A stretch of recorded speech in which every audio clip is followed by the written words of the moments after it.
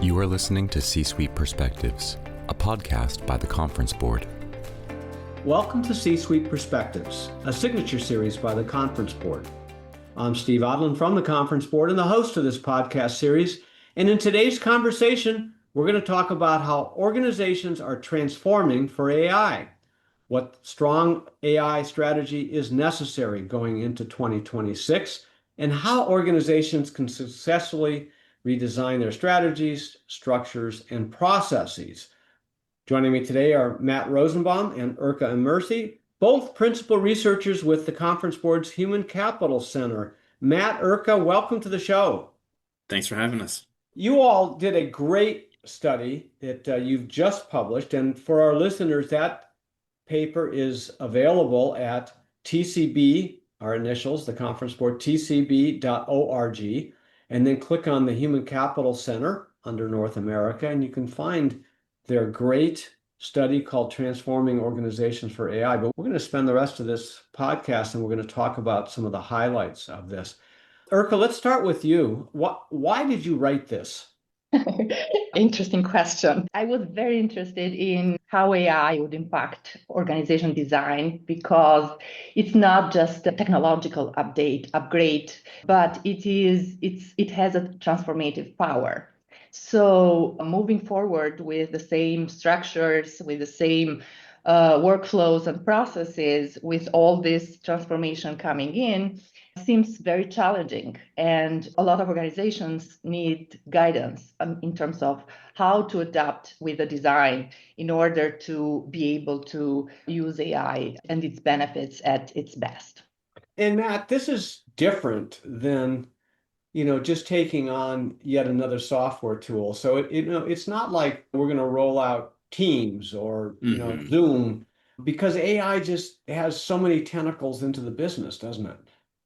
Yeah, I think one of the main differences is it's not just a tech implementation. That was one of the points that came up in our interviews with various enterprise leaders, was the need to treat this as a bit more of a wholesale change than just we're swapping out some software. And I think part of that is because, one, AI use cases often cut across the organizational boundaries.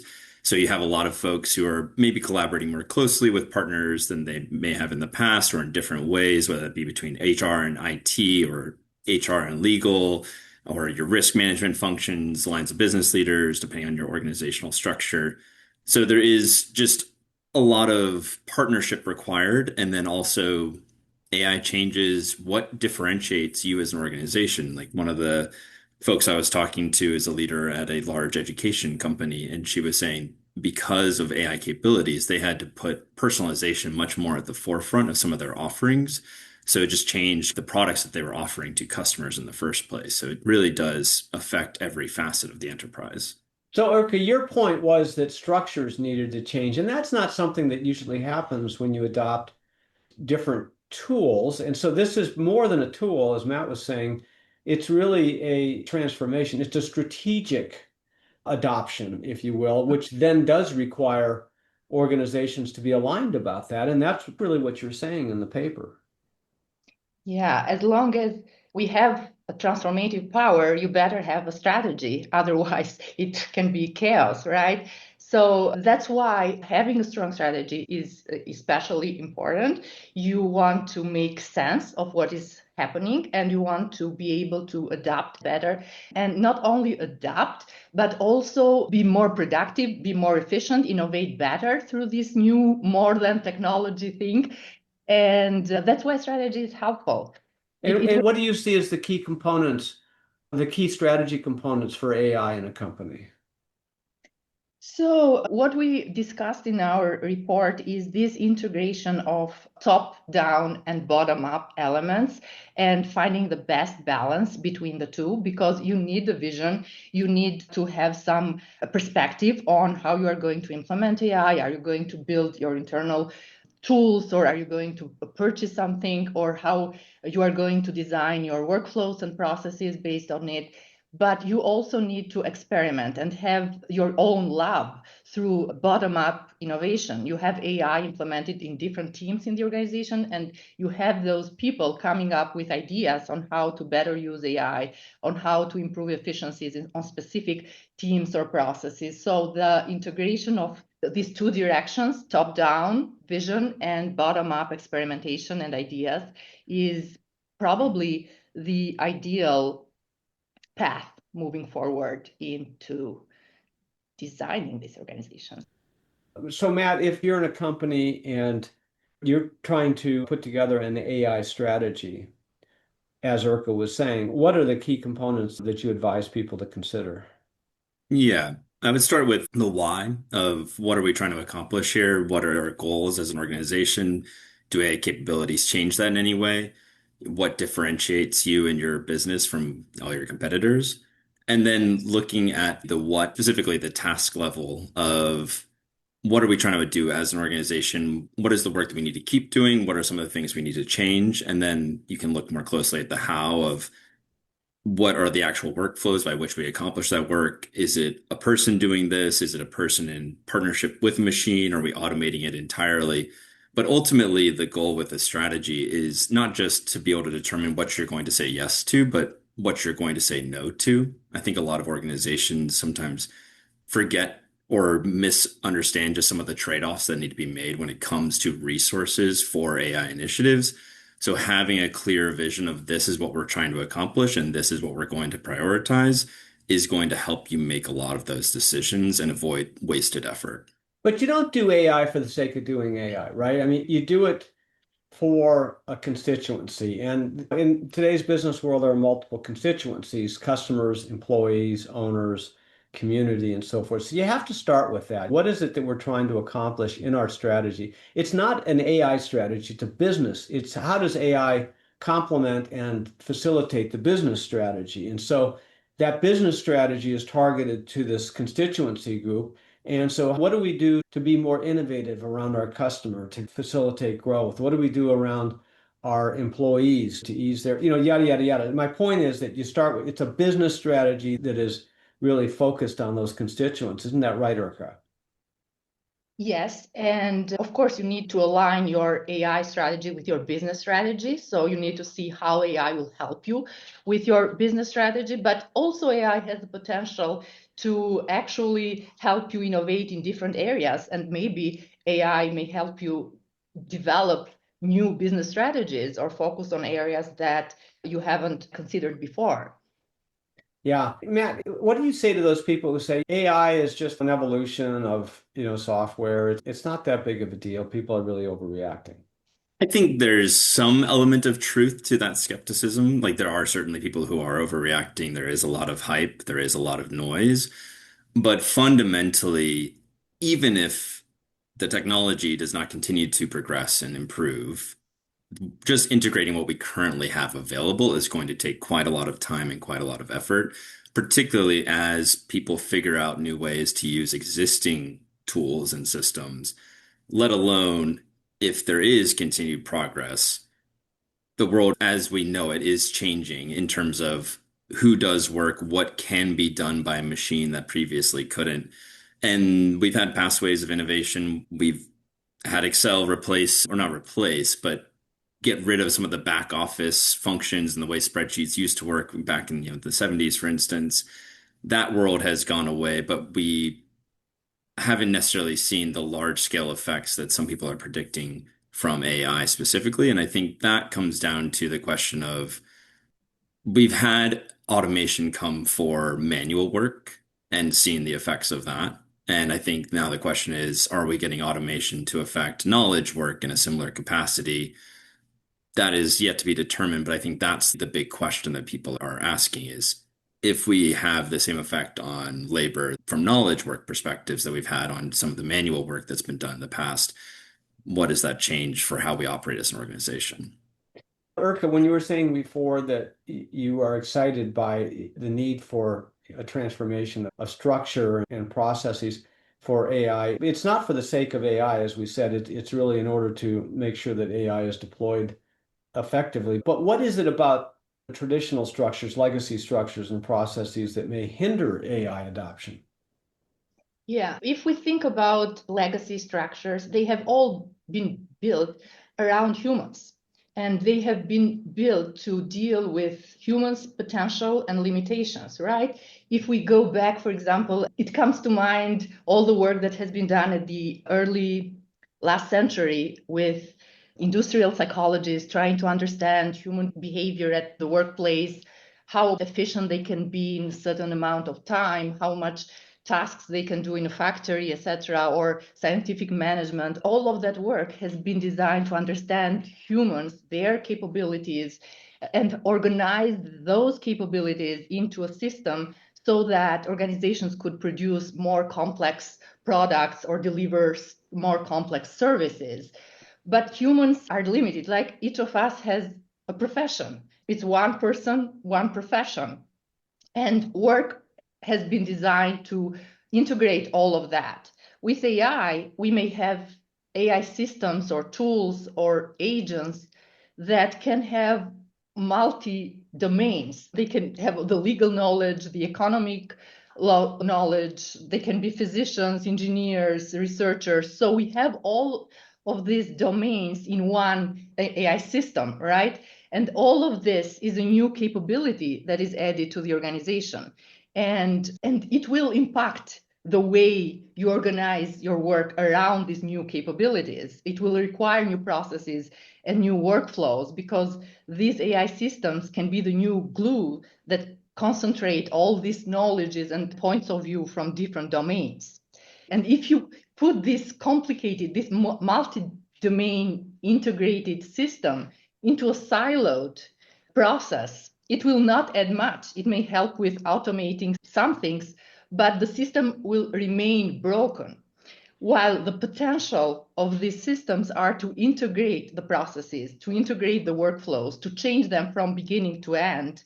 So by using them into siloed, hierarchical, kind of old-fashioned legacy systems, you are not gaining their full potential. You are just increasing some efficiencies, but the system will remain slow and broken. Yeah, and Matt, the reason that makes a lot of sense is because AI is really like nothing else that we've had before. It is on one hand a tool, on the other hand it's software, on the other hand it's the closest we've had to machines being able to quote unquote think. They're not sentient, but this gives us power, great power, analytically, creatively, innovatively. Genic AI allows some level of replication of human interactions.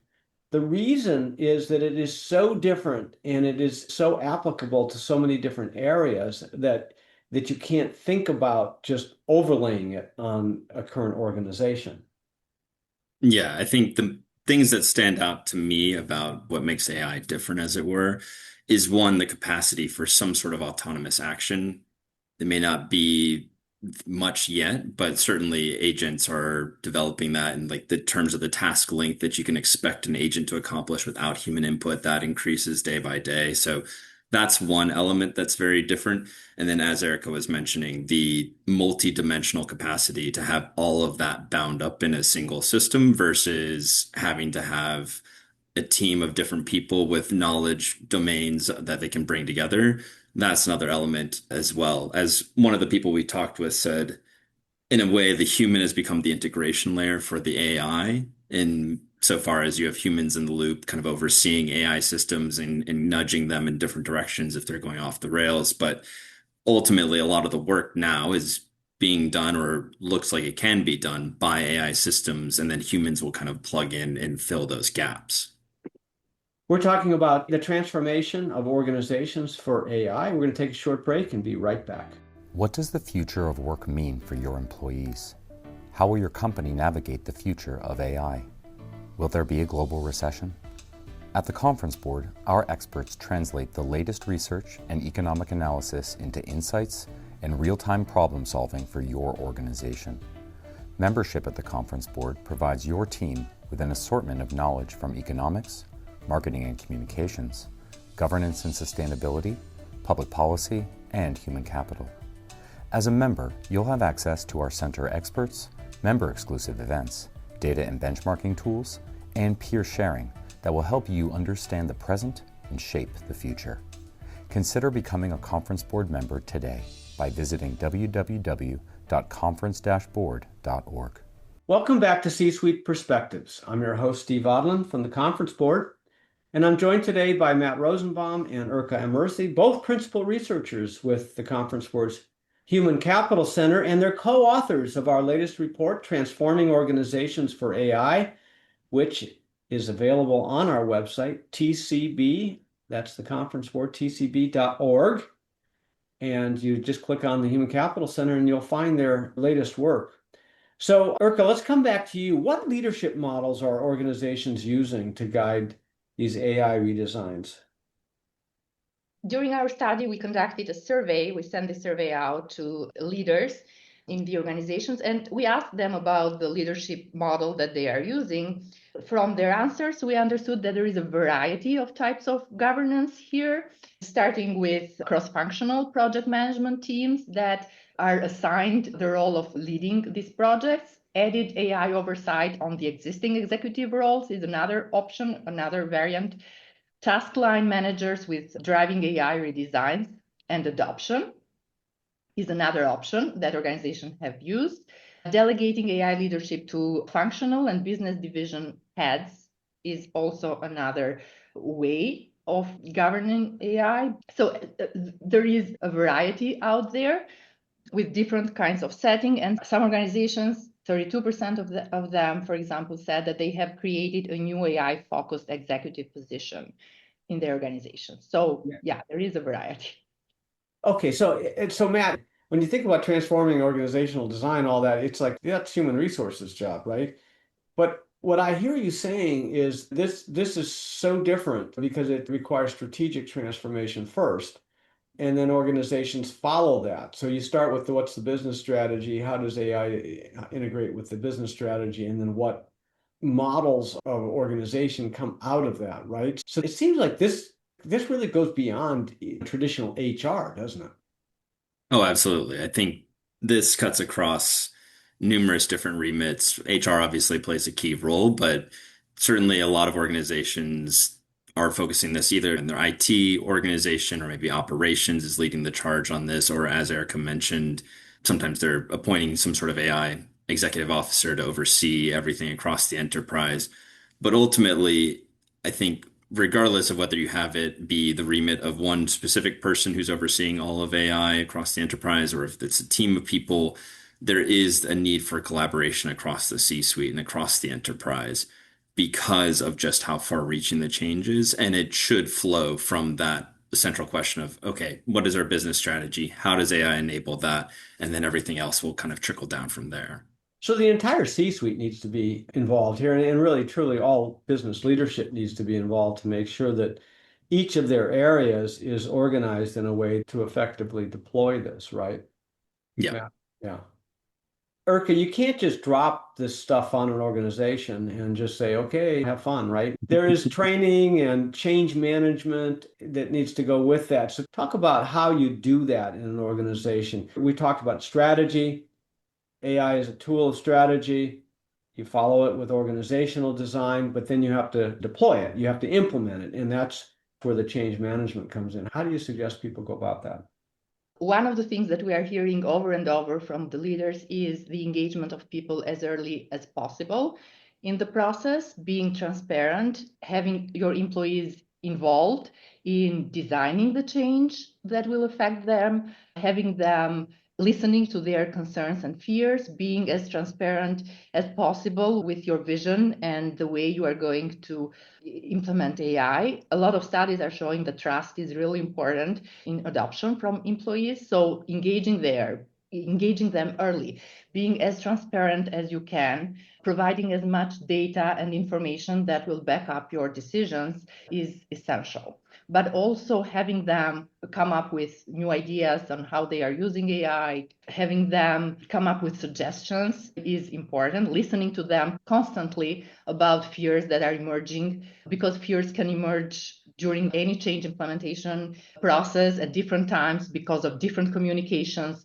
It can come from internal implementations or communications, but it can come from also external things that are happening to other organizations. So being able to manage that attitudes and concerns and emotionality is important, and as well as providing guidance on how the roles are going to be transformed, what is going to be taken away from your current role, but what is going to be gained, what skills do you need in order to do this new role better, and what is the exact support that the organization is giving you in that regard. Is it a formal training? Are we providing new tools that you are going to learn on your own? Are you going to get a coach or a mentor or an AI coach to help you with that? So being clear on all the resources that you are going to offer in order for them to build the required skills.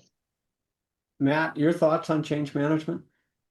Like Erka was saying, there's a lot of fear and concern, so I would just highlight the need to address that and assuage those concerns as best you can. But also, what we were talking about earlier, the clarity of vision. What are you trying to accomplish with AI? And having that be clear to people across the organization and consistent in the messaging is, I think, an incredibly important part of the change management.